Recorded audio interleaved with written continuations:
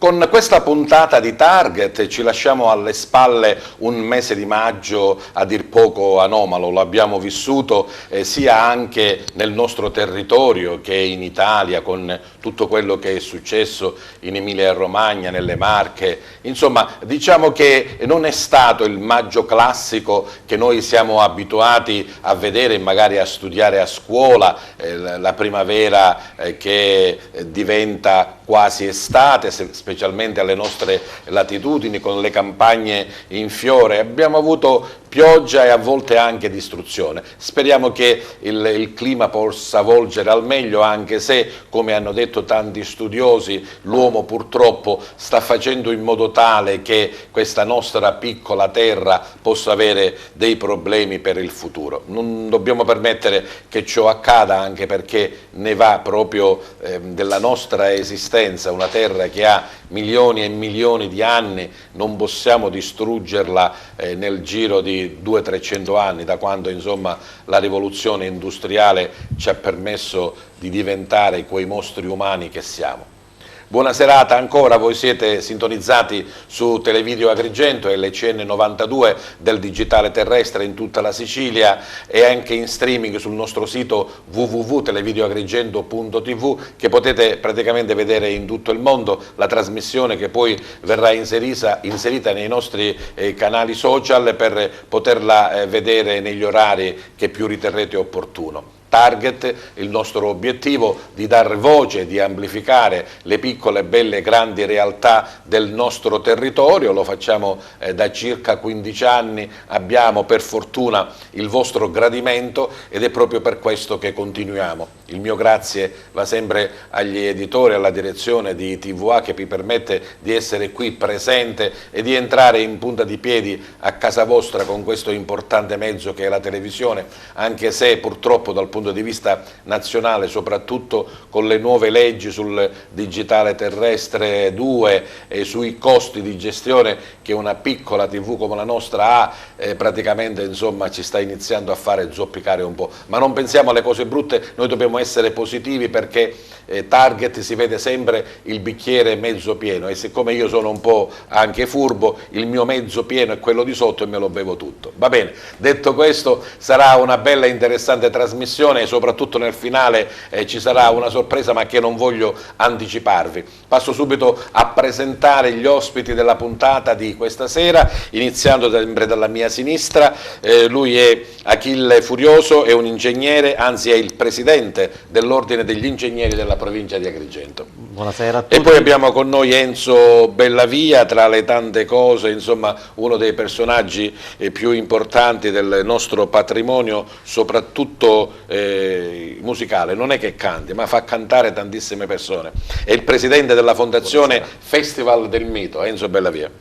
E poi Miriam Mignemi, lei è la presidente del Consiglio Comunale di Favara. Buonasera. Proseguiamo con il collega, ma anche docente dell'Istituto Comprensivo Falcone Borsellino, in questo caso particolare è il direttore di un giornale che si chiama L'Albero della Falcone Borsellino, fatto dai ragazzi che frequentano quella scuola, Giuseppe Episcopo. Buonasera. E poi la nostra ospite musicale, lei è una cantante di origine venezuelana, abitante a Porto Empedocle, Barbara Castillejo, insomma dai. Castillejo, mi è andata benissimo. mi perdonerai per questa mia pronuncia, fa parte della scuderia di Angela Maniglia della scuola Arcadia.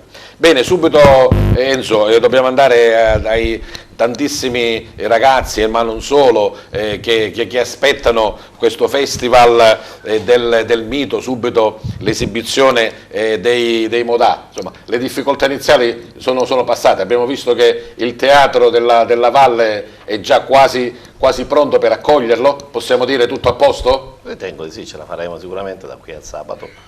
Ormai il grosso è fatto, abbiamo montato tutte le strutture anche di notte, quindi ci restano 3-4 giorni, possiamo certamente garantire gli spettacoli con il debutto dei Modà sabato 3 giugno. Credo che è un bel debutto, insomma, in Modà magari per i ragazzi, ma fino ai 30enni credo che sia uno dei gruppi forse più ambiti, no? Ma sì, è trasversale, è un gruppo che ha, cioè, un genere musicale che comunque non passa mai, è popolare, quando si vuol dire popolare, cioè, dalle famiglie ai giovani, alle scuole ai settantenni, quindi l'acquisto del biglietto lo dimostra, a parte tutte le parti della Sicilia e d'Italia, perché è una tournée nazionale e sta per fortuna avendo sold out in tutta Italia. Siete stati, tra virgolette, costretti a fare il bis il 6?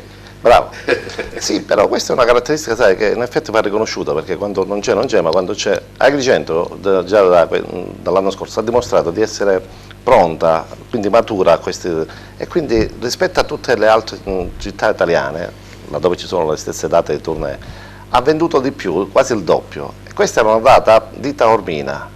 Non riuscendo a riempire a Taormina la seconda data, Agrigento invece già aveva venduto la prima potendo fare la seconda, quindi è un buon segnale, vuol dire che qua ad Agrigento finalmente, io ricordo quando ai primi tempi era soltanto la cultura degli spettacoli in piazza gratuiti, cioè sì. Non c'era, adesso invece la gente, anche se non c'è un teatro, acquista il biglietto vedendo soltanto Erbaccia e poi per Sa giunta... però che insomma poi andrà tutto a buon fine. Bene, parleremo di questa nuova stagione 2023 del teatro, del festival del Ingegnere, in questo momento sentiamo sempre parlare di tantissime cose, purtroppo a volte negative per quello che succede in Emilia Romagna, a volte un po' positive. Il nostro problema principale credo che siano le infrastrutture, però ci hanno promesso il ponte, quindi possiamo ben sperare. Voi ingegneri come siete? Sì, caro Peppe, intanto grazie per l'invito, saluto anche gli altri ospiti ed è veramente un piacere essere qui ogni occasione per poter dialogare su questi temi che credo interessino sia chi si occupa di spettacolo, chi fa amministrazione, chi canta, vedo veramente che il tema diciamo, principe di tutti, il problema dei problemi ovviamente per noi di questa parte della Sicilia è sicuramente è quello delle infrastrutture. Tant'è che noi il 30 ottobre del 2021 abbiamo organizzato assieme alla rete delle professioni tecniche, e cioè tutti gli ordini professionali insieme, architetti, agronomi, geometri, periti agrari e geologi, un importantissimo convegno invitando sia i più alti vertici a livello nazionale che regionale istituzionale per quanto riguarda le infrastrutture, quindi è venuto il sottosegretario allora era Cancelleri, poi è venuto l'assessore Falcone, alla presenza di Sue Eccellenze il prefetto, molti sindaci, deputati, ma soprattutto grazie anche alla partecipazione veramente ecumenica direi degli stakeholders, delle associazioni di categoria, Confcommercio in primis, lo dico perché adesso ci ritorna in questi giorni il tema di Confcommercio, abbiamo posto il tema dell'assoluta mancanza non solo delle infrastrutture, abbiamo stigmatizzato il fatto che nel PNRR, che in quei giorni veniva pubblicato e venivano rese note le cifre di finanziamento per tutta Italia e quindi per la Sicilia, è saltato subito agli occhi come nella nostra parte della Sicilia, Agrigento in particolare, non ci fosse un centesimo, e dico veramente un centesimo, per infrastrutture nella provincia di Agrigento. E voi stiamo con questo dubbio, approfondiamo dopo perché voglio sapere poi da quel momento ad ora com'è andata, magari spero in qualcosa di positivo. Me lo dirà quando mi dai di nuovo la parola. Conosciamo subito, la conoscete, ma conosciamo a target Miriam Mignemi, presidente del Consiglio Comunale di Favara, non nemmeno quasi 2 anni, insomma, un anno e 3/4. Novembre 2 anni. Novembre 2 anni. È la prima volta che una donna diventa presidente del Consiglio Comunale, mi sembra. Sì, prima di te c'è stata solo la sindaca, c'era anche una vicepresidente, mi ricordo, Maria Monreale, però come presidente nessuno. Esatto, sì, la prima volta. E forse era necessaria una presenza femminile, vista la faida purtroppo che ancora persiste tra Consiglio Comunale e amministrazione. E Favara, per chi non lo conoscesse, ha avuto per il risultato elettorale la cosiddetta anatra zoppa, si dice in gergo, nel senso che l'amministrazione comunale votata dalla città, quindi il sindaco eletto, non ha avuto anche la maggioranza in Consiglio Comunale come liste e come consiglieri, e quindi il presidente si trova anche un po' in difficoltà nello gestire insomma, queste cose. Miriam. Esatto, cioè il sindaco ha beneficiato del voto disgiunto e quindi è stato eletto sindaco, ma con una minoranza numerica in consiglio comunale veramente esorbitante. 3 o 4 su 24. Esatto, sono soltanto 3 su 24, togliamo il presidente che è imparziale, rimane un bel numero, una Sei bella stata fetta. imparziale in questi quasi 2 anni, Sì. Miriam? Sì. Posso dire, no, lo Vorrei vorrei farlo dire agli altri.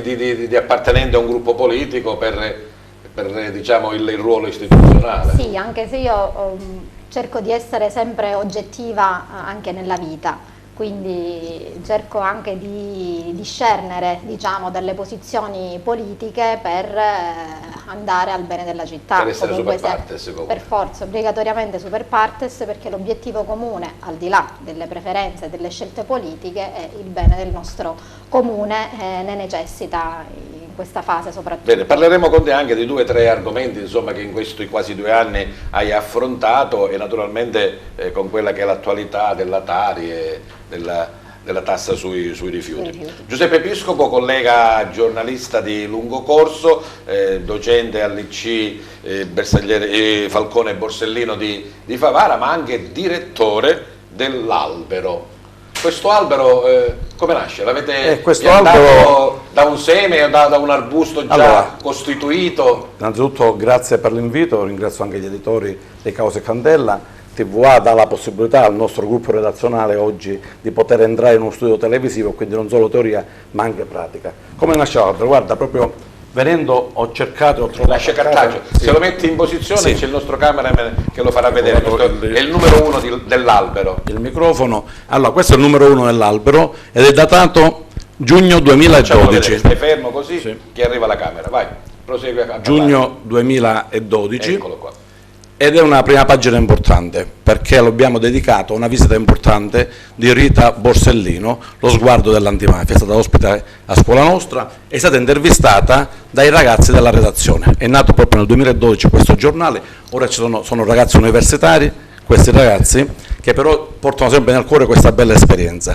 Purtroppo il profumo della carta si sta perdendo anche nelle scuole, perché ci sono meno finanziamenti per stampare il giornale. Io sono affezionato alla carta stampata perché, come tu mi hai detto, sono di lungo corso giornalista, ma abbiamo dato spazio a nuovi linguaggi multimediali, quindi facciamo un giornale ormai online, ogni giorno c'è l'immediatezza della notizia, però è finito il fascino dei ricordi. Poco fa cercavo e ho trovato tra i miei ricordi questa prima pagina che è nel cuore. L'albero prende spunto dall'albero di Viano Tarbartolo, la nostra scuola è dedicata ai giudici Falcone e Borsellino, e proprio l'anno scorso un germoglio, sì, un germoglio nel nostro giardino, nella pineta della legalità. Quindi c'è tutto, alla fine, la quadratura del cerchio attorno a questo Bene, ci albero. Parlerai della vostra redazione, di come lavorate, mentre ti metti il microfono a posto, e noi conosciamo anche Barbara, dicevamo grazie a Angela Maniglia e alla scuola Arcadia, questa nostra cantante. Parlaci un po' di te, Barbara. Buonasera e grazie. Mi chiamo Barbara Castiglieco, in arte Casti, sono una cantautrice, ho 21 anni, vengo da Porto Empedocle ma sono nata in Venezuela e sto cercando di farmi strada in questo mondo, è un po' complicato, per lo più faccio anche un genere un po' lontano ultimamente, un po' rock soul, però sto sperimentando nuovi generi insieme a Carmelo Tavormina, è uscito il mio inedito recentemente, si chiama Utopia, e spero di lavorare ancora con lui e fare altre collaborazioni. Generalmente insomma, si inizia a cantare un po' da bambini, no? Si canticchia per il piacere di imitare magari qualche cantante. Tu hai avuto da piccola un punto di riferimento? Diciamo della che tua nazione o italiana? Non italiana, vivevo ancora in Venezuela, ero piccolina, avevo circa 5 anni. C'era questa telenovela messicana che aveva come protagonista questa ragazza che cantava delle canzoni mariachis messicano e io me ne sono innamorata. Copiavo davanti allo specchio ogni movimento e da lì nasce la passione. Certo, e poi naturalmente la passione che deve essere approfondita anche con lo studio per imparare insomma le tecniche canore, e credo che con Angela insomma vada bene, no? Sì, da piccolina ho avuto la fortuna di conoscere Angela che mi ha sempre sostenuta, mi ha fatto migliorare tantissimo. Tra l'altro ho sempre avuto bisogno di quell'aiuto che è stato amplificato anche dal fattore che suonassi la chitarra, suonassi anche il basso, ukulele, quindi c'è stato anche un aiuto in questo senso. Cantante ma anche musicista allora? Sì. Bene, avremo modo sicuramente di apprezzarti e di conoscerti ancora meglio. Ritorniamo allora al nostro Festival del Mito. L'anno scorso, insomma, è inutile parlarne e ricordarlo, migliaia e migliaia di spettatori tra i concerti più importanti in Italia, e quest'anno, insomma, credo che si prospetti un ricchissimo cartellone, a parte le problematiche burocratiche che ci sono state, ma di cui non voglio parlare. Enzo, se tu vuoi accennare qualcosa, insomma, cioè, l'importante è che si è partiti. Io veramente volevo tornare indietro all'ultima conferenza stampa che hai fatto, quando avevi promesso e quasi fatto vedere un teatro stabile piuttosto che un teatro mobile monta e smonta. Ancora non ci siamo arrivati in questo bellissimo obiettivo. Non certamente manca per noi. No, non sto dicendo, ancora non ci siamo arrivati. Dicevo che un teatro stabile sarebbe veramente più fruibile, con meno spese forse, insomma. Guarda, qua l'ingegnere appunto forse ci può dare il filo della matassa. Ci sono delle contrapposizioni, diciamo così, burocratiche, perché non è tecnicamente che non si può fare, è l'interpretazione che viene data da alcuni funzionari alla sovrintendenza, che la struttura è stabile ad Agrigento, ma stabile non nel senso fissa, calcestruzzo, stabile permanente nel tempo, cioè, 6 mesi. Certo, cioè, perché qua il problema è la legge, i pilastri d'acciaio. l'assurdo è la legge ti permette di montare tutto quello che vuoi, ma entro 120 giorni lo devi smontare. Se tu dici io lo devo tenere un anno perché lo devo programmare, ho già l'anno scorso ho annunciato a Bocelli che l'abbiamo rinviato appunto al 2025, ma devo promettergli una struttura che ci sia pronta, e con queste situazioni che succedono quest'anno viene ristretto. Per cui ci sono dei punti di vista da parte dei funzionari della sovrintendenza che sono quadrati su alcune posizioni, e loro ritengono che tutto questo non possa essere. Fatto sta che altrove ce l'hanno, ne abbiamo parlato giorni fa anche con la direzione regionale, con l'assessore, sono convinti che una soluzione, un'iniziativa, una struttura che vada fatta. Microfono, Enzo, un po' più alto. Su come farla, mi auguro che da qui a breve troveremo una soluzione. Comunque, va bene, allora lasciamo stare il problema burocratico che finalmente si è risolto. Abbiamo detto i Modà aprono alla grande questa stagione, il proseguo sarà sempre un crescendo. Sì, dopo si continua con Zucchero, poi Gianni Morandi, Gigi D'Alessio, Massimo Ranieri, Necchi e Renga, Venditti e De Gregori. Ad oggi chiuderà Enrico Brignano il 7 settembre. Poi non so se magari faremo un prolungamento, ma penso sono 10. Ma è difficile convincere e portare questi grandi artisti internazionali qui ad Agrigento, o se sentono Agrigento, Valle dei Templi, allora sono più propensi a venire? O è magari il loro manager che decide? Scoprici un po', insomma, le carte. È un cocktail di cose, è un lavoro, come tutti i lavori, è un lavoro che tu, se non godi di un'appartenenza, di una fiducia, di uno storico, di una credibilità, non viene una carovana del genere qua a venire a montare, a venire a fare. Vengono perché fino adesso ogni volta che sono venuti hanno trovato tutto quello che loro, come da vademecum che hanno dietro, risponde, e quindi si affidano a delle persone che siamo poi 134 in tutta Italia associate a So Musica, e quindi tra noi siamo in rete, e quindi c'è una sorta di etica comportamentale. Certo, ma anche perché, insomma, sia il manager sia l'artista vogliono sicuramente la certezza che ci sia una struttura, la certezza che ci sia un'organizzazione, la certezza che quella data si faccia. Ma guarda, oggi il mondo è cambiato, oggi è in mano alle multinazionali. Da qualche anno, qualche decennio c'è stato l'avvento delle multinazionali. Le multinazionali partono dall'America, girano il mondo, e quello è. Lo schema è per tutto uguale, in tutto il mondo. Quindi o ti adegui tu alle loro canoni, alle loro standard, o sei fuori. Non è che Agrigento abbia tutte queste peculiarità, tutte queste caratteristiche compatibili, assolutamente no. Noi li adeguiamo. Figurati che Zucchero l'abbiamo convinto a venire ad Agrigento, malgrado, dicendo: scusa, perché lui ha detto: ma non è il teatro a Valle dei Templi, sai, è un'area parcheggia adibita a teatro, un po' così. Ha ragione, ha ragione, però il suo, diciamo così, produttore ha detto: sì, ma se in quell'area parcheggio, come tu la chiami, c'è qualcuno che ti accoglie le persone, le fa sedere, gli fa trovare i bagni, gli fa trovare la bottiglietta d'acqua, il parcheggio, comprano il biglietto e poi ascoltano, vuol dire che allora non è soltanto la musica, ma anche questi servizi complementari qualcosa vale. Quindi tu, combinata a questa iniziativa, funziona. Se invece lasciato in uno stato bravo, perché loro scelgono l'Arena di Verona, il Termine Caracalla e quindi o Taormina o Siracusa. Noi non siamo... Anche se i numeri sono un po' diversi, no? Sì, però noi siamo fuori mercato perché non abbiamo strutture. Non avendo le strutture, lasciamo perdere il discorso strade, che poi è un altro mondo. Non avendo strutture, quindi le multinazionali hanno 20 date, li fanno, ne trovano tutto quello Anche che vogliono. perché le richieste sono dappertutto, ecco. Perché devono venire ad Agrigento? Quindi o entriamo in questa logica che dobbiamo essere competitivi, offrire di più e saper offrire, o rischiamo sempre più che loro ci superano, se ne vanno altrove. Quindi l'arrivo di questi artisti qua, se poi a questo si aggiungono problemi burocratici come quest'anno, che la tempistica è arrivata ieri, allora siamo totalmente fuori. Quindi Abbiamo visto i tuoi operai insomma lavorare anche di notte. Sì, perché tutto questo lo dobbiamo evitare, non si può fare in modo... Ma non solo lavorare di notte, io sono stato costretto a dire a loro, Zucchero che doveva uscire un mese fa, oggi è fermo, ancora annuncia domani alle 2. E quindi quando loro si trovano con queste situazioni incerte, totalmente incerte, allora dubitano del fatto che noi ad Agrigento evitiamo, per favore, perché abbiamo bisogno di programmare prima. Per fortuna trovano una struttura collaudata, trovano te che da tantissimi anni insomma, sei conosciuto per quello che hai fatto e per quello che farai, e questo insomma, ha fatto sì che questo mito diventasse veramente appetibile. Dai. Ma sì, perché guarda, anch'io ormai sono abituato, cioè, se tu vedessi i rider ti chiedono le patatine Jack 1936, ti chiedono la bottiglia di vino così, cioè, sono quei, chiamiamoli capricci, ma non sono capricci, loro l'anno scorso c'era un rider, alla fine c'erano 2 pacchi di sigarette, devono trovarle là che tu dici, ma guarda qua che però ormai gli artisti sono questi, noi siamo talmente abituati, e gli dici vai a comprare la sigaretta, perché li coccoliamo, poi non se ne vanno più.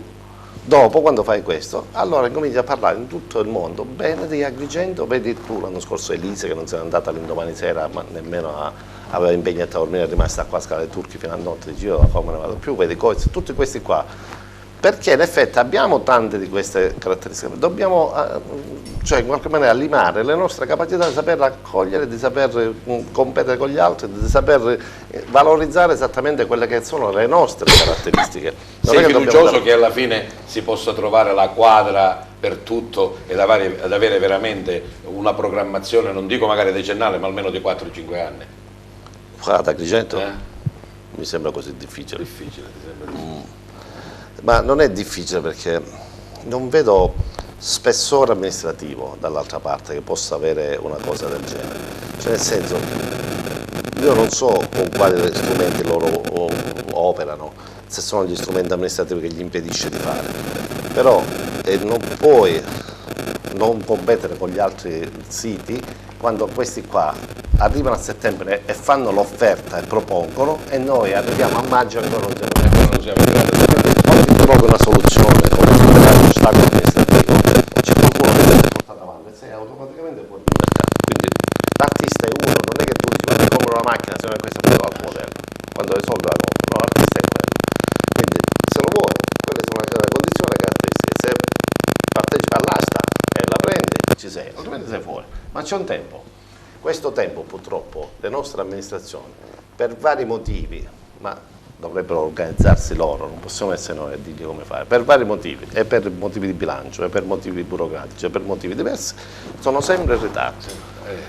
Arriviamo a inseguire e col fiato in gola. Arriviamo sempre all'ultimo momento. Cioè, io questa macchina che abbiamo messo in moto dall'altro ieri, 3 giorni e 3 notti, ma guarda, non si può fare in nessuna altra parte del mondo.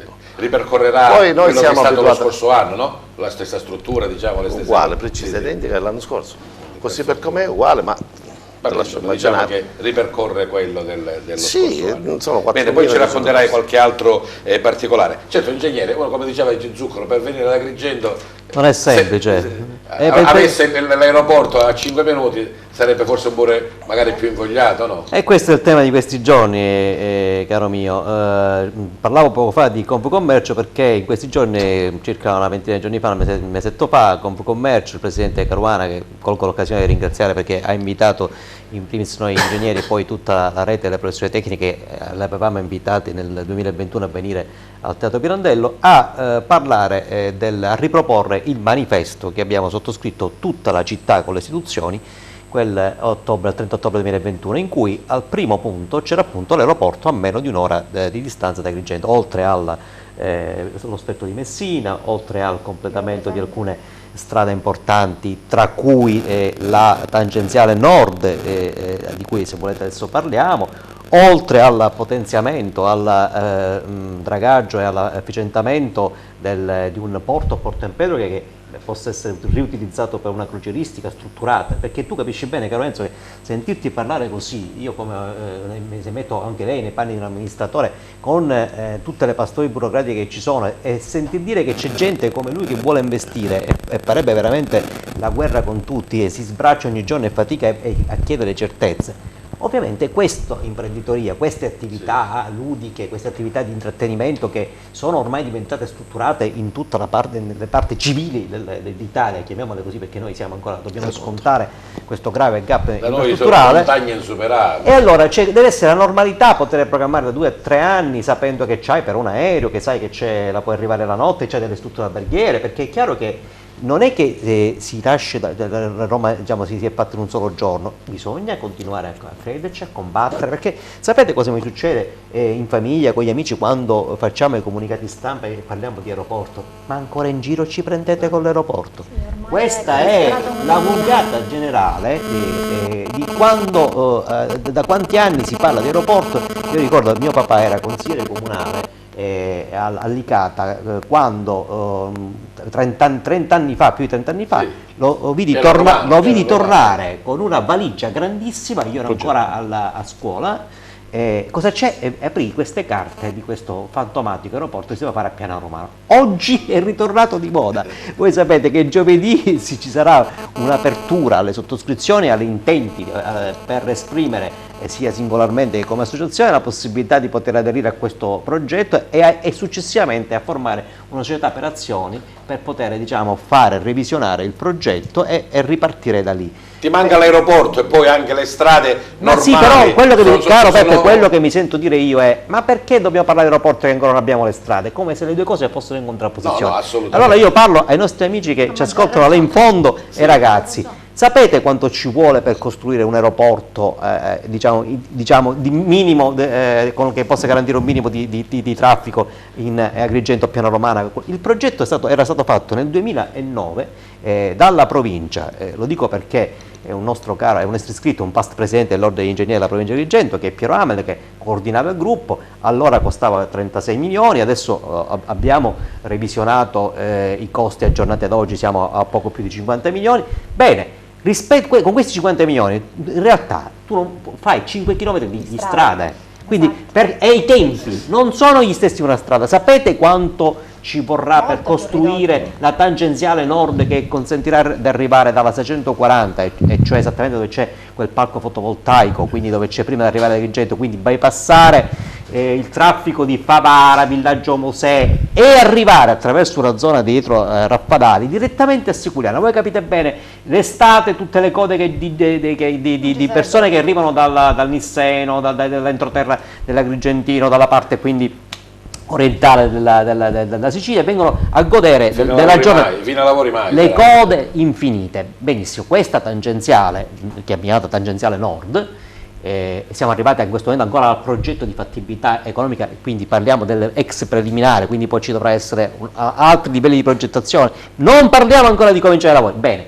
quest'opera è stata preventivata 1 miliardo e 200 milioni, capite bene, rispetto a 50 milioni, di che cosa stiamo parlando? Non abbiamo parlato della tempistica. Ecco, e non parliamo della tempistica, benissimo, questi due fattori, il fattore costo e il fattore tempistica, diciamo, per chi fa politica, io dico che se ci fosse qualcuno lungimirante, o direi non può essere solo uno a intestarsela questa no, deve essere un ragionamento, io dico che deve venire dalla società civile, perché è successo come è successo nel 2009, quando sembrava essere arrivati al 2012 alla conferenza di servizio per autorizzare l'aeroporto di Agrigento e Piana Romana. Ce l'hanno fatto vedere così con le mani. È stato bloccato ufficialmente perché a differenza di tutti gli altri aeroporti d'Italia, non era stato preventivato praticamente il costo della torre di controllo che di solito fa capo ad altri, diciamo alla ENAC, ad altre. Bene, Altri per enti. questa cosa sostanzialmente, ecco, dietro le quinte è successo sostanzialmente che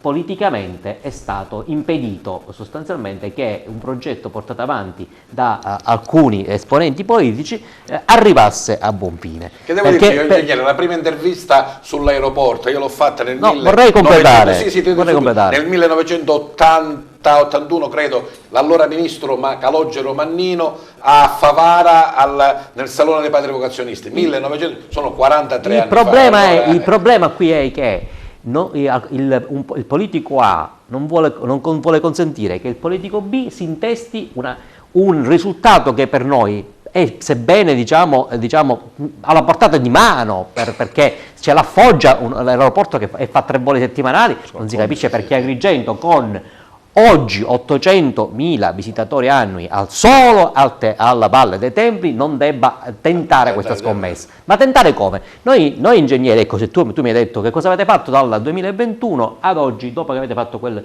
convegno al Teatro Pirandello. Bene, noi a dicembre, quindi sono passati 2 mesi da ottobre a dicembre, abbiamo presentato come ordine di ingegneri, come rete delle professioni tecniche, un emendamento, 3 ne abbiamo presentati veramente. Uno di questi era proprio la realizzazione di un aeroporto con un commissario straordinario, non ci interessava la sede, chiaramente ci riferivamo a qualcosa che già fosse pronto, e quello più vicino era quello del Piano Romano, sapevamo che c'era un'attenzione anche dell'ENAC favorevole, un parere espresso in qualche modo ancora, diciamo, era lì per essere ottenuto. Bene, e abbiamo detto, allora facciamo così. C'è chi dice che non è sostenibile, che non si regge da solo, che ha dei costi, perché come abbiamo detto poco fa il costo iniziale è nulla rispetto ad altre opere. Il problema è che è stato posto in fase di autorizzazione nel 2012 è stato chi gestisce i costi, la torre di controllo e quant'altro. Bene, allora noi abbiamo pensato come ingegneri, sottoponiamo a senatori della Repubblica della provincia di Agrigento un emendamento da inserire nella legge di bilancio in cui diciamo: mettiamo a bando la concessione di servizi per la costruzione e gestione dell'aeroporto in un dato sito che scegliete voi, in cui diamo 50 milioni per il primo anno, 40 milioni nel secondo anno, 30 milioni nel terzo anno, diciamo, mettiamo nel bilancio quella famosa programmazione di cui parlavi tu, dopodiché te la vedi tu privato. Affidamento a un privato. Quindi perché devo dire che non è sostenibile? Facciamolo dire agli imprenditori, perché io dico che lui non è d'accordo con quello che dicono gli amministratori, lo dimostra, perché lui dice: perché mi dovete porre dei limiti? Mettetemi in condizioni. E sapete quante diciamo imprese arabe o degli Emirati io sono convinto che perché non sanno cosa fare con i soldi. Bene. Cercano spazi dove andare a investire. Speriamo che quella dell'aeroporto ad Agrigento, diciamo, noi siamo convinti, sostenitori, che diciamo, è un'idea che vada assolutamente perseguita. Non ci possono impedire, non dico di sognare, perché è inevitabile che una città che aspira al turismo, allo sviluppo economico, non debba avere la possibilità di consentire a chi vuole passare 2 giorni, 3 giorni a venire, anziché... Soprattutto per quella che è la nostra offerta. No, ma noi abbiamo un'offerta ambientale, e lo dimostrano turistica, archeologica, veramente, e lo dimostrano nei numeri. Lo sviluppo che avrebbero ripeto, gli esercizi commerciali, tutto quello turismo, che gli alberghi, certo. Sarebbe tutto collegato. Bene, grazie di questo interessamento, ingegnere. E a proposito di interessamento, Giuseppe Piscopo, pensi che i tuoi alunni redattori dell'Albero siano interessati alle cose che abbiamo detto? Vi diciamo che ce ne sono qui una ventina, poi dopo ve li facciamo vedere, nel senso che sono spettatori di questa trasmissione, ma anche attenti osservatori come giornalisti. Giuseppe? Ma guarda Peppe, è doveroso fare un passo indietro alla denuncia, allo sfogo dell'amico Enzo Bellavia, che io conosco da sempre e ho ammirato sempre la perseveranza, perché era più facile abbandonare l'imprenditoria su questo campo, non lo dico perché è qui presente, perché lo dice la storia. Ma come si fa a mettere una scadenza nelle strutture quando noi dobbiamo programmare non Agrigento capitale della cultura per un anno, ma per un lungo periodo? Noi abbiamo una tradizione millenaria dei templi, come diceva l'ingegnere Furioso, 800.000 visitatori vengono al Parco dei Templi e poi diamo la scadenza come un prodotto ittico a una struttura che oggi può essere un teatro, domani può essere un'altra tensostruttura. Come si deve programmare? E allora, da docente, oggi dietro a questa seduta, su questa sedia, ho vissuto un attimo di scoramento, perché la mattina io mi alzo, tu mi conosci bene, vado a scuola non per per diciamo, guadagnare il pezzo di pane che noi statali guadagniamo, perché il nostro è una missione, fare l'insegnante oggi è solo una missione, ma per dare a questi ragazzi un'opportunità di crescita, di vedere anche attraverso questi strumenti di educazione civica, cittadinanza attiva, l'elezione dei rappresentanti di classe, domani partono una delegazione e vanno a Bruxelles, siamo stati a Palazzo Madama quest'anno come scuola, domani la preside della Maria Pella e accompagnerà i ragazzi una delegazione all'emiciclo alcune delle vostre europeo. iniziative. Cerchiamo di farli crescere facendo osservare a loro la realtà che è diversa dallo smartphone, da un videogioco.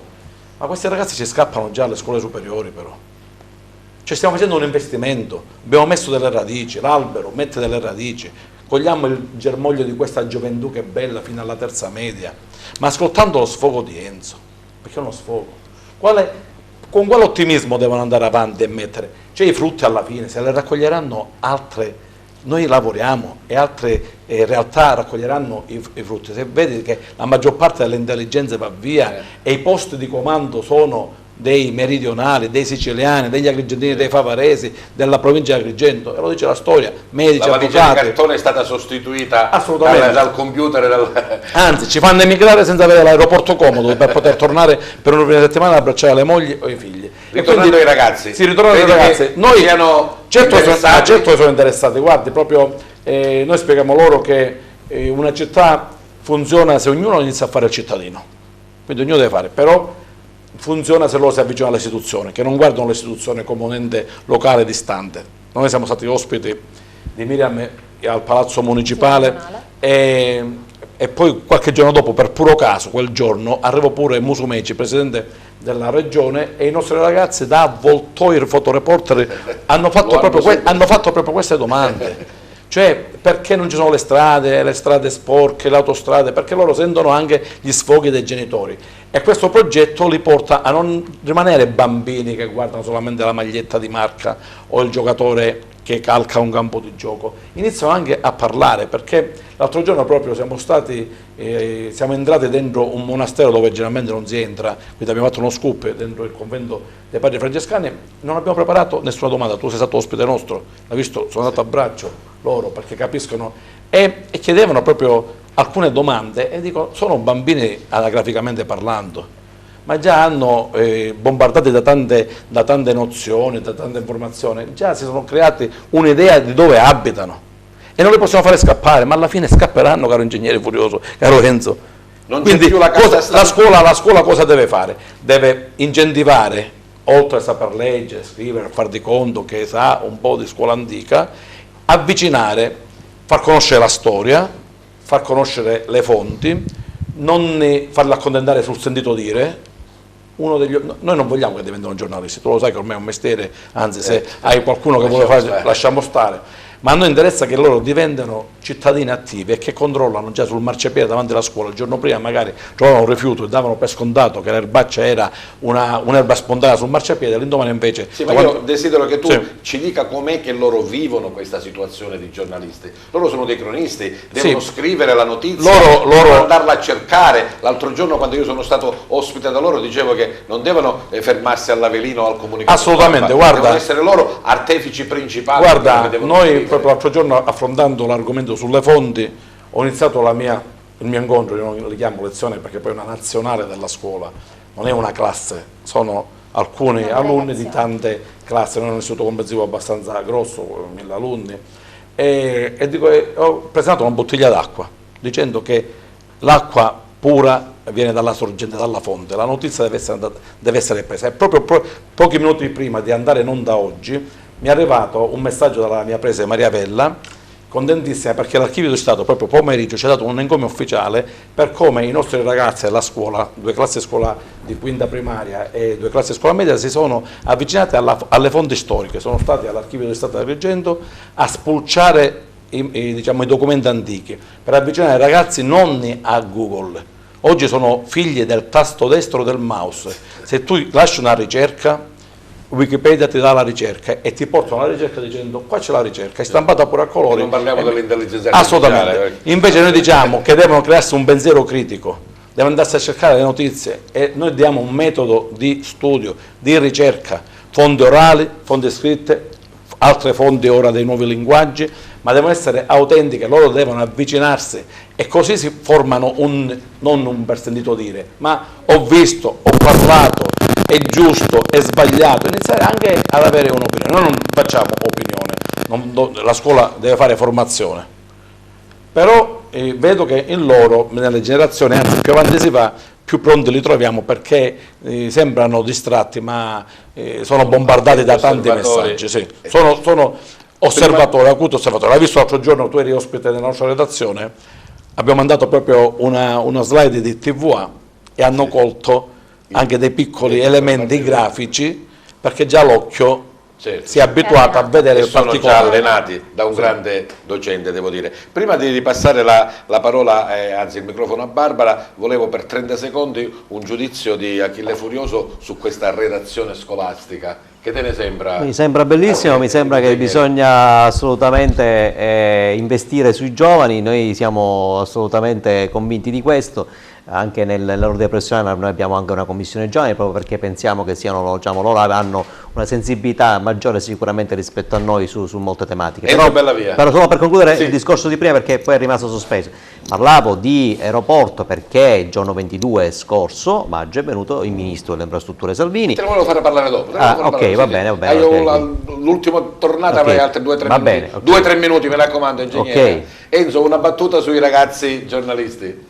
Direi che parte fondamentale a tutto questo contributo qua poi si deve aggiungere la famiglia, perché oggi ha detto bene, cioè, sono ovviamente vittime del mouse, a casa poi diventano complici dei genitori sul gioco dei telefonini. Allora qua è l'errore che noi spesso facciamo, perché non ci rendiamo conto che magari vorremmo a volte vietare di fare qualcosa loro che noi i primi lo facciamo di fronte a loro, quindi se riuscissimo noi stessi a essere più genitori, allora questo lavoro da loro fatto la mattina avrebbe anche una continuità serale. Miriam, ti hanno intervistato questi ragazzi? No, non ancora. Non ancora. Dobbiamo puntare sull'esperienza, però li ho avuti in consiglio comunale. Hanno visto i lavori. Io ho voluto proprio far vivere l'esperienza del consiglio comunale, ho messo appositamente 2 proposte proprio per farli assistere e fargli vedere come funziona proprio a livello di... Siamo stati tutti ospiti vostri, anche noi siamo stati ospiti del comune di Favara. Tra l'altro il consiglio comunale di Favara ha votato tra i primi comuni la proposta, l'atto di indirizzo politico a favore dell'aeroporto. Te faccio parlare subito, perché adesso ci rilassiamo un po', perché abbiamo parlato di Barbara, della sua esperienza, della sua voglia, del fatto che è anche musicista, cantautrice. Scrivi tu testi e musiche o ti aiutano, insomma, i tuoi? I miei testi li scrivo io. Ammetto che per lo più scrivo in inglese, italiano e anche spagnolo. Ultimamente ho voluto osare provare a fare anche un genere lontano un po' dal mio, con Utopia, questo mio inedito appena uscito. Sempre comunque alla ricerca di emergere, appunto come si parlava qui ad Agrigento, che è abbastanza complicato. Anche se ci sono state argomentazioni oggi con gli ospiti un po' lontane tra di loro, io sento che c'è stato sempre un filo logico che le unisce. Bisogna sempre lottare per i propri obiettivi, qualsiasi sia esso l'obiettivo. Io vorrei lottare per la musica, per diventare una cantante, perché è il mio sogno, e non bisogna mai mollare né buttare i sogni. Niente cade dal cielo, niente avviene perché sì, bisogna insistere, è quello che io vorrei provare a fare. Ti ringrazio per l'opportunità di essere qui, che è anche una vetrina per me.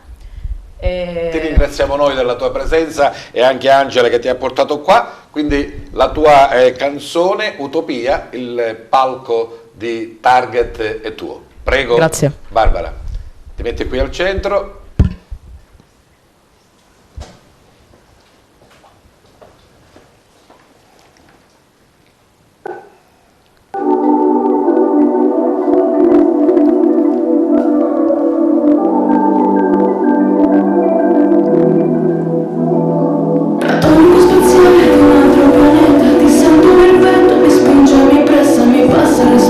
Sono contenta, mi passa il respiro. Non sei al cielo.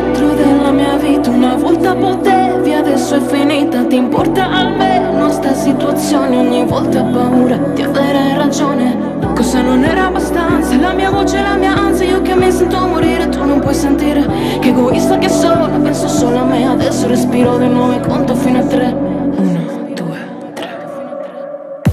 Pensare al futuro rovina i tuoi piani, e mentre ti rincorro più ti allontani. E tranquillo, è solo questione di tempo.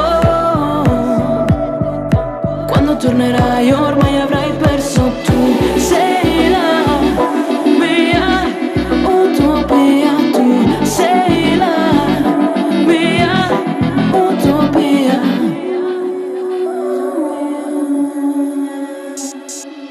Occhi maledetti attraversano deserti, mani congelate hanno toccato i miei difetti, frasi inventate, ho ingannato sentimenti, ma nemmeno tu capisci quando menti. Fragile, diceva, ingenuo pensiero, colori di verde, il mio prato di ego. Io non lo nego, mi sono illusa, ma almeno non sono colei che ti usa. Pensare al futuro rovina i tuoi piani, e mentre ti rincorro più ti allontani. E tranquillo, è solo questione di tempo. Quando tornerai ormai avrai perso, tu sei la mia utopia, tu sei la mia utopia, tu sei la mia utopia, tu sei la mia utopia.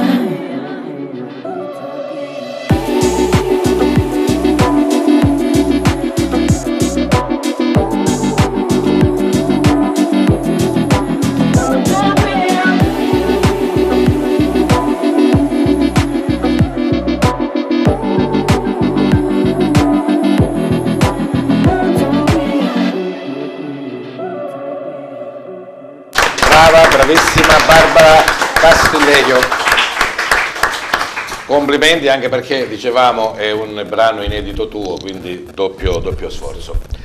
Andiamo con Miriam adesso. Abbiamo detto, prima presidente donna del Consiglio Comunale di Favara, questa difficoltà nello gestire magari i lavori d'aula per il fatto che non c'è tanta simbiosi, insomma, e simpatia tra amministrazione e opposizione, però insomma si va avanti e bisogna lavorare. Ora siamo Miriam, riusciti a mediare. l'argomento del giorno, comunque del mese, questa benedetta o maledetta Tari, la tariffa dei rifiuti, che bisognava aggiornarla, ci sono dei soldi in più, ci sono dei problemi nella gestione del servizio, insomma un argomento che tiene banco.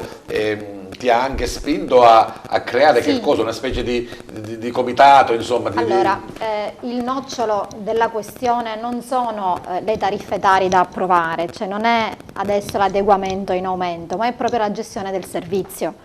Purtroppo in Sicilia tutti i comuni soffrono del nostro stesso problema, un servizio scadente con un costo veramente esorbitante.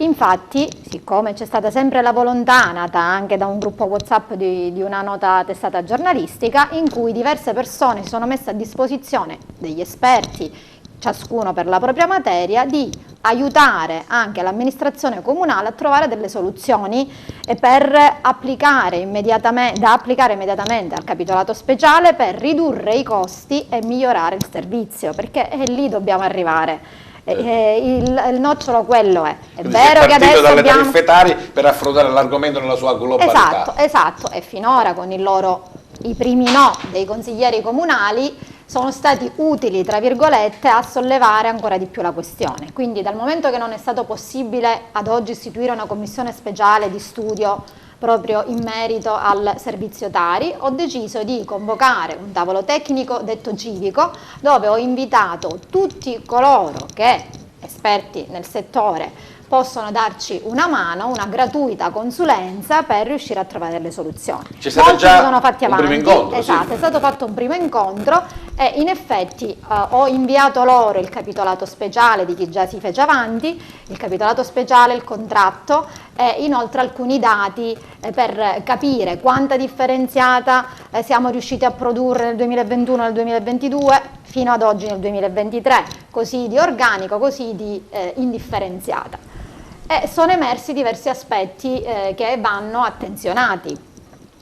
Proprio dai nostri esperti presenti, erano presenti l'avvocato Cusumano, Di Miceli, il giornalista Franco Pullara, erano presenti anche Don Calogero Lobello, sì, c'era l'ex sindaco Russello, mi pare, Domenico Russello, l'avvocato Domenico Russello, il dottore Veneziano che si occupa di contabilità, quindi diverse persone hanno parlato, ognuno di loro, e hanno sollevato diversi aspetti.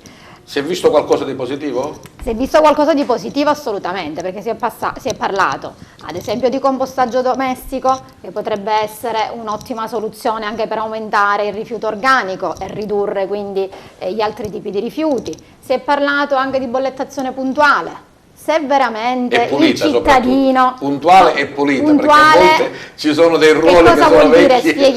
Spieghiamolo cosa vuol dire puntuale. Puntuale vuol dire che un cittadino paga quello che veramente conferisce, e se veramente il cittadino pagasse quello che conferisce, voglio vedere quali sarebbero più i cittadini che buttano tutto il martedì sera perché il mercoledì sera raccolgono l'indifferenziato. E poi è quello il costo più grande, questo è, oltre naturalmente alla spesa e poi Peppe, diciamocelo chiaro, sì, se veramente questo capitolato che ho voluto portare fosse rispettato a puntino, non avremmo bisogno neanche di nessun tavolo tecnico, cioè saremmo a posto, perché copriremmo completamente tutti i costi. Quindi anche dall'incontro è emerso che il servizio sì, non è puntuale, non è preciso e quindi bisogna aggiustarlo? Sì, ad esempio spetta alla ditta quello di il controllo sul rifiuto. Quindi se la ditta controllasse bene tutti i rifiuti e arrivasse al 65% che è previsto di differenziata, allora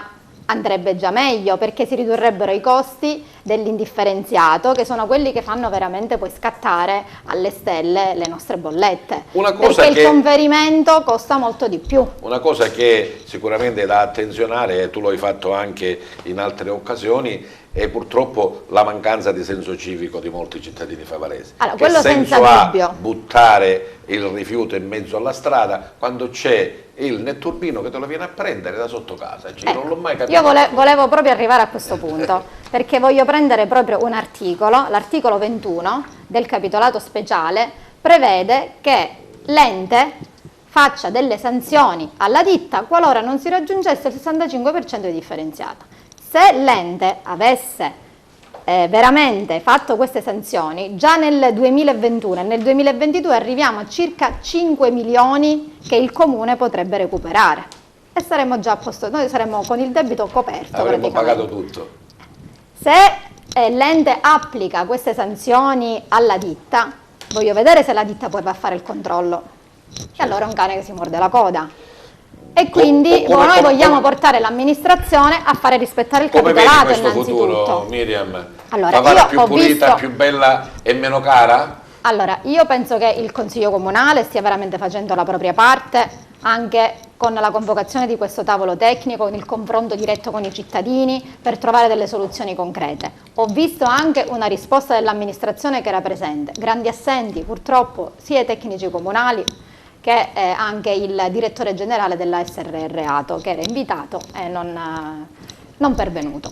Speriamo che in altre occasioni, magari questa può essere l'occasione per si possa fare. Ma non solo rifiuti, io so che qualche tempo fa ti sei impegnata e finalmente è arrivata la risposta ufficiale per quanto riguarda finalmente la formazione e la costituzione della famosa commissione pari opportunità. Mancava un tassello che praticamente l'ha bloccata da 3-4 anni, forse più. No. Ah, no? No, nel senso che non si è mai costituita questa commissione. Non si è mai costituita, però noi l'abbiamo proposta poco più di un anno fa, l'abbiamo costituita in Consiglio Comunale, però per completare l'iter l'amministrazione deve procedere con l'avviso pubblico per gli esperti esterni. Questo è appunto l'ultimo tassello che voi avete inserito, ma dall'inizio io mi ricordo amministrazione Manganella, amministrazione Alba non si è mai riunita, una volta mancava una figura e poi è saltato tutto. Esatto. Adesso siamo già pronti? Adesso siamo pronti, so anche che la Giunta ha approvato. Quindi adesso si proseguirà con l'avviso pubblico, una commissione completamente diversa dal solito, tra l'altro in Italia penso che sia tra le più progressiste, se così possiamo dire, perché comprende anche un membro LGBTQ, oltre che diverse figure maschili.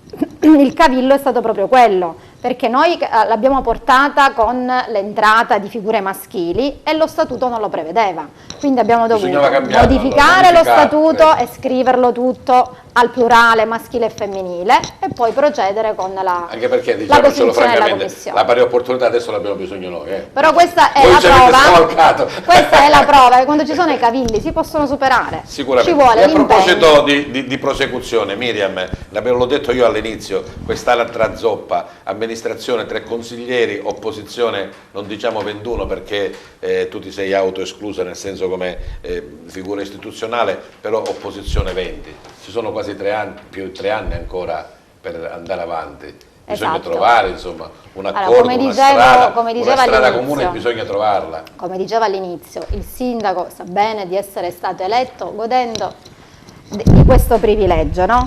Però con la consapevolezza che i cittadini gli hanno negato la maggioranza in consiglio comunale. Quindi deve confrontarsi con un'opposizione e con una maggioranza che non è sua. Compete all'amministrazione aprirsi e quindi al sindaco in primis. Non ti vedo tanta fiduciosa. Perché finora ci ho provato. Finora ci ho provato a far aprire il sindaco. È normale, una maggioranza numerica così grande di opposizione ha bisogno di essere rappresentato anche in giunta. Se no ti faccio la sfiducia, passano 2 anni adesso e poi...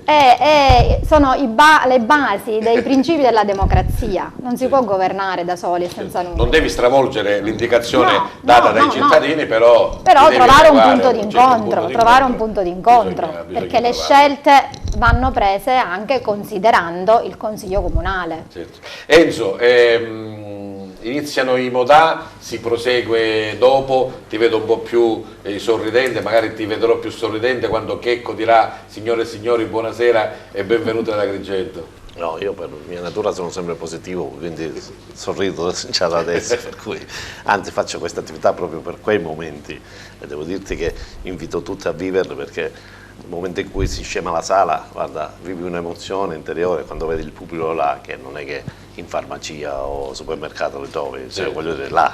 Quindi noi vendiamo emozioni e vi invito tutti appunto a provare. Ma guarda, è un mondo normale, che se ne dica perché tutti, anche gli artisti sono normali, cioè sono persone umane come noi. Anzi ti devo dire che se tu arrivi con quella cosa così loro si fastidiano, se tu invece vai con la normalità devi sapere, non è il problema devi sapere stare là. Il più simpatico dello scorso anno? Ma forse anche Coez. Sì? Sì. E quello un po' che si è tirata di più antipatico? Tommaso Paradiso. Tommaso sì, non ti è piaciuto? No, come persona dico, nel senso che non ha fatto... Non ti ha soddisfatto, no? No, si è chiuso là, non ha salutato il gruppo. Forse era un po' timido, no? Nel classico guarda questo però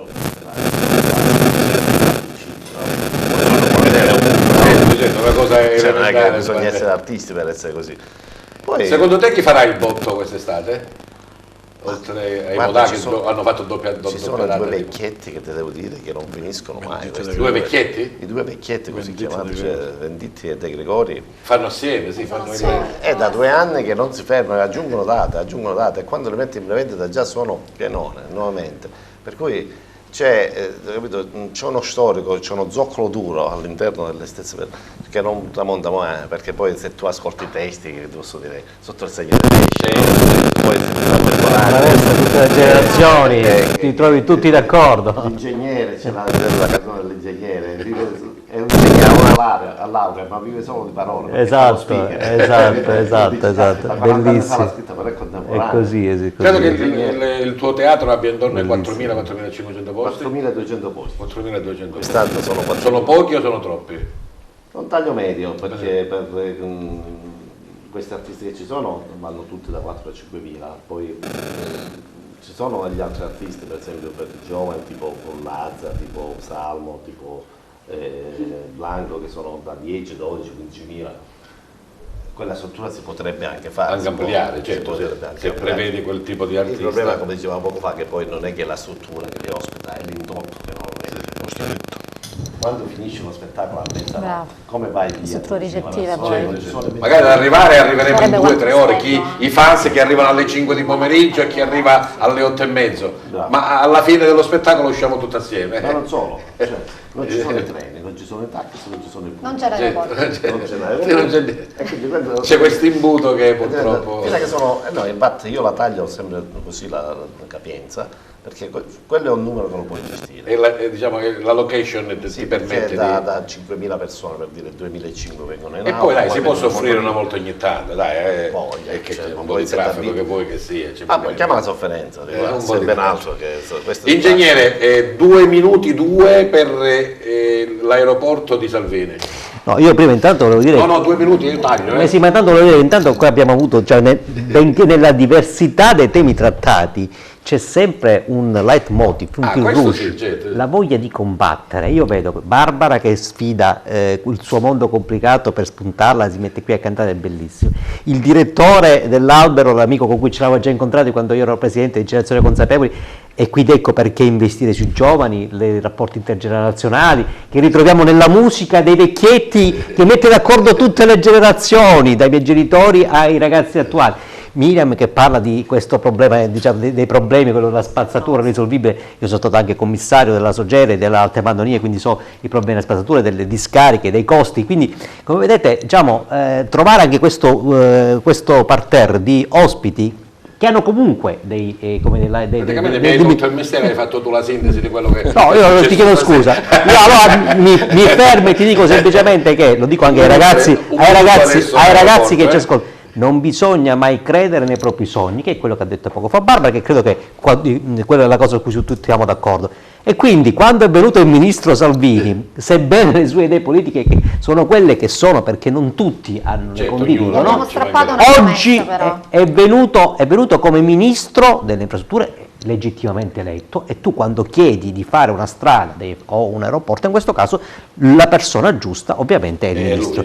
Quindi noi siamo andati ben volentieri, abbiamo presentato il nostro manifesto, lui l'ha ricevuto, ringrazio di nuovo i stakeholders, in questo caso Confcommercio che ci ha invitato, e ha detto, come già sapevamo noi, che sebbene ad Agrigento e in Sicilia ci sono già 4 aeroporti, però ricordiamo 2 sono Trapani Birgi e l'altro Comiso, che diciamo, sappiamo che tipo di attività svolgono, si è impegnato col Presidente dell'ENAC a far rivalutare il piano nazionale aeroporti dell'ENAC alla luce dei nuovi numeri che ci sono oggi.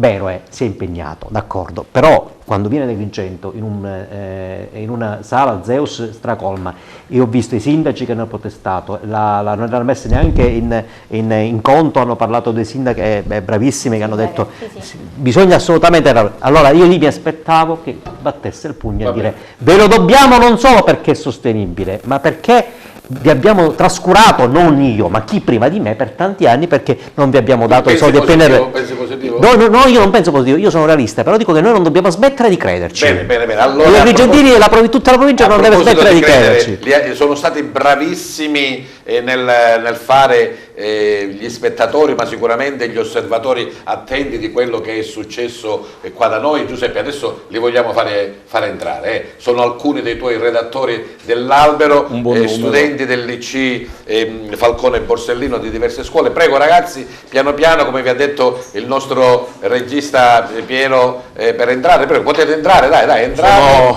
Sono ragazzi tranquilli, entrate. Vi disponete, come abbiamo detto, un po' dietro l'ingegnere, un po' dietro Enzo, se voi ci alziamo noi, Miriam. Ci alziamo noi? No, va bene così, dai, mettetevi qua, alcuni anche là, anche dall'altra parte, qui nel mezzo, bravi, tu nell'altro mezzo, tu mettiti qua, tu lì, ancora a girare, accanto a Giuseppe, accanto alla nostra cantante, ecco che ci andiamo, per chi... Mi avevi chiesto una delegazione. Una delegazione, io ho detto direttore, portami 2 o 3, anche qualcuno anche qua, c'è ancora posto, questa è magari. Questa è la Falcone Borsellino. Da questa parte, tu anche qua vicino a me, così, ecco. Questa mettetevi più vicino, altrimenti non ci andate. Questa è la Falcone Borsellino, una scuola viva. Questi sono ragazzi che si impegnano in tanti... Sì?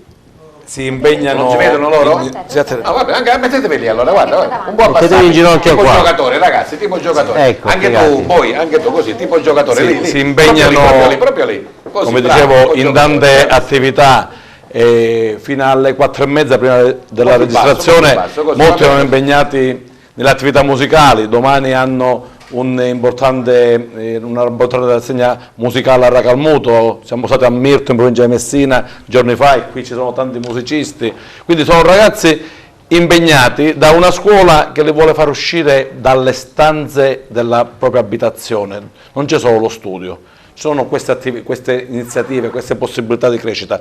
Ricordiamoci che sono purtroppo figli di 2 anni di pandemia. Certo. Non dimentichiamoci gli spazi che hanno avuto negata questa generazione. Noi abbiamo avuto bambini che in quinta elementare il 9 marzo come un blackout hanno staccato la spina, non hanno più visto compagni e docenti ritirati in DAD. Ci siamo visti in DAD con Achille Furioso, ci siamo conosciuti in DAD, è stato ospite di una nostra lezione, incontro con alunni in DAD senza la presenza. Allora questi ragazzi meritano questi nostri, fra virgolette, esperienze e questi sforzi che facciamo oltre il nostro, diciamo, impegno quotidiano. Sono ragazzi che meritano proprio i telegiornali che hanno fatto in periodo di pandemia. Hanno tenuto una scuola unita, grazie anche a questo strumento di comunicazione. Non interessa la vetrina, lo spettacolo, lasciamoli, per me i giorni più brutti sono quelli dell'Open Day.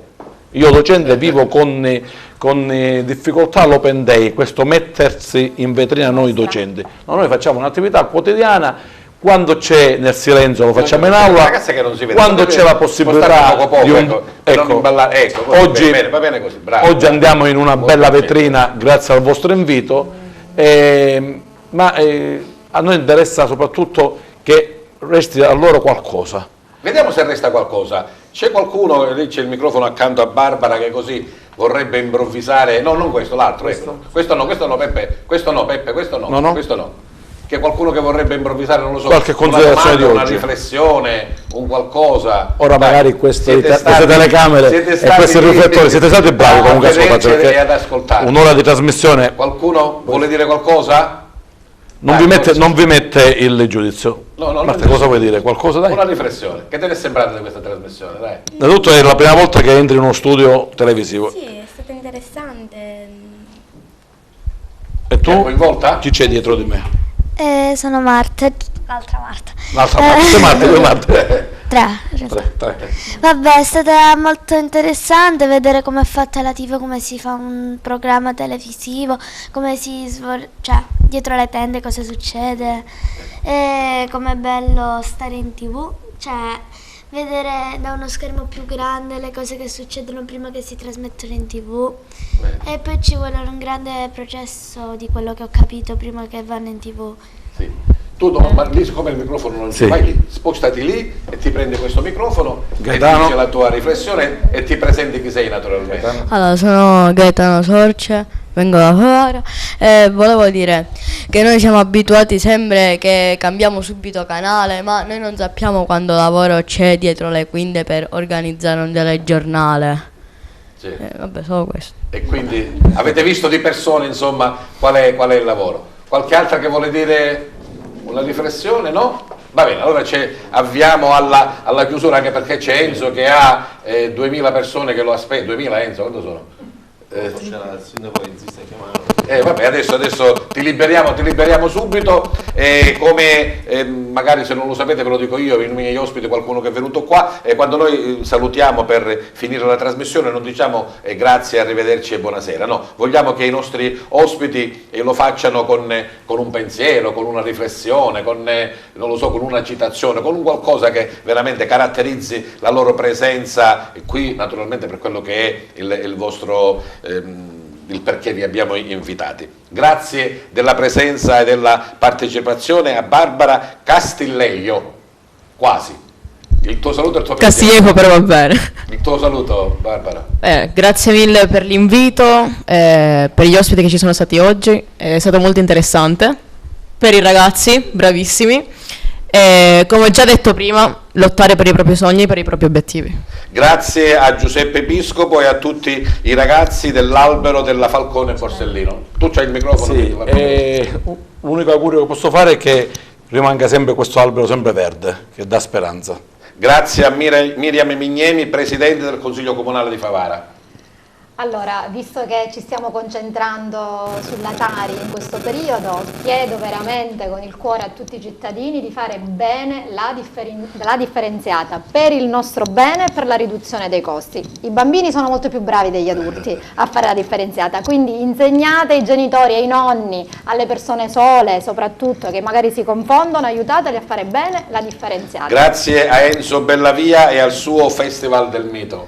Grazie a tutti voi. Colgo l'occasione per invitare tutti i ragazzi, perché appositamente abbiamo proposto per loro una tariffa molto convenzionata per gli studenti, quindi vi aspettiamo tutti per i concerti e quando volete basta fare il numero telefonico, vi daranno tutte le informazioni come partecipare, così come avete partecipato a questa trasmissione televisiva. Grazie a Achille Furioso, Presidente dell'Ordine degli Ingegneri. In inglese, con una citazione anche di moda per ora, tra l'altro è stata più volte letta, "We have a dream", Ecco. tanto lo sapete tutti che vuol dire, giusto? Sì. E ognuno di noi c'è il proprio sogno, quindi lasciamo a ognuno di andare avanti con i nostri sogni. Grazie ai nostri gentili ospiti per la loro presenza e partecipazione a Target, unitamente ai ragazzi della Falcone Borsellino, e grazie soprattutto al nostro gentile pubblico che anche questa sera ha avuto la bontà di seguirci. Buona serata a tutti.